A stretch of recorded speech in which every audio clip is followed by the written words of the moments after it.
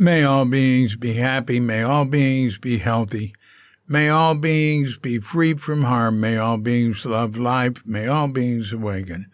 Welcome to another Gook Audio mini podcast. I pray that you and yours are safe and comfortable, free from economic hardship, and able to get out and do whatever it is you want within the limitation of the universal precept of do as little harm as possible.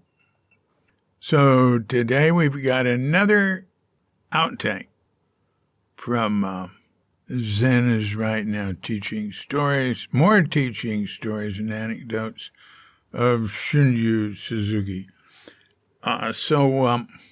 This one is about Liz Wolfe.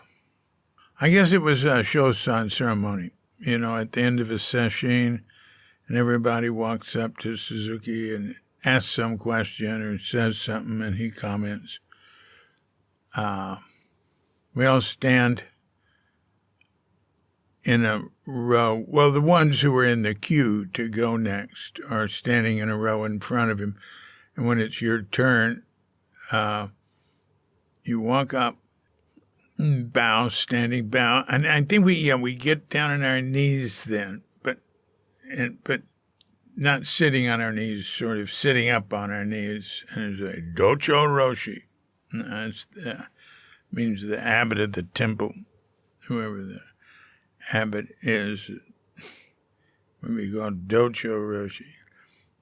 And then you ask the question, and at the end you say, thank you very much. And he has a little wooden thing where he goes clunk when it's over. So, Liz Wolfe, and she was always just totally honest. She was very young. She came from UC Santa Cruz, where she heard him speak there. Oh, yeah, she heard him speak there. And when she heard him speak, people were asking questions. She raised her hand and said, could we meditate together? Or maybe she said, do zazen together. I thought that was really neat because sometimes it'd be the other way around. People would ask Suzuki to come speak to them or something when they would meet with him, and he'd say, let's sit zazen. So I'm sure that impressed him, although it didn't matter. I mean, he didn't really have any picks and chooses. He was on everybody's side. He used to say that about Buddha, too. He'd say, Buddha's always on your side. But he didn't mean there was a being named Buddha that's on our side. Okay. That's supposed to be, incidentally, one of the traps of approaching or dealing with spiritual practice is not being able to get out of the habit of seeing things in terms of beings. We're sort of trapped in being realm, individual beings. And it's where you think, well, no, anyway, you can just get in a thicket of thinking about that. It's like people say, well, who's there to reincarnate if there's no self? Yeah, there's the two things happening. They're contradictory. Okay, so Liz went up and was saying how she couldn't do the practice. I think I'd reword this. Liz Wolfe went up to Suzuki during a Shosan ceremony and said she couldn't do the practice. I just can't do it, I can hear her saying it. She was so honest and sincere. I just can't do it. I can't do this. And Suzuki said, just pick one thing, and that will be enough. That will work. Pretty good. Think of that. Somebody goes to the teacher and says, I can't do this practice.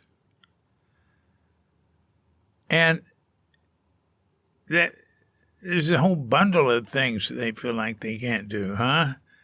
It's like getting up early and sitting, and then you think you're supposed to concentrate or not, or what? And then, you got to do it, and you can't get up and leave, and then, you got to sit there and eat in that ceremonial way and go to work, and you got to get along with people. And there's just so many things, and you get overwhelmed, right? But just pick one thing. And he didn't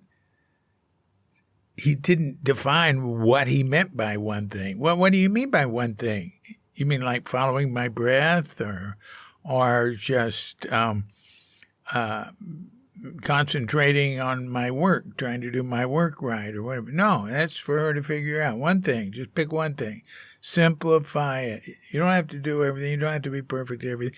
Anyway, it gave her something comprehensible to do.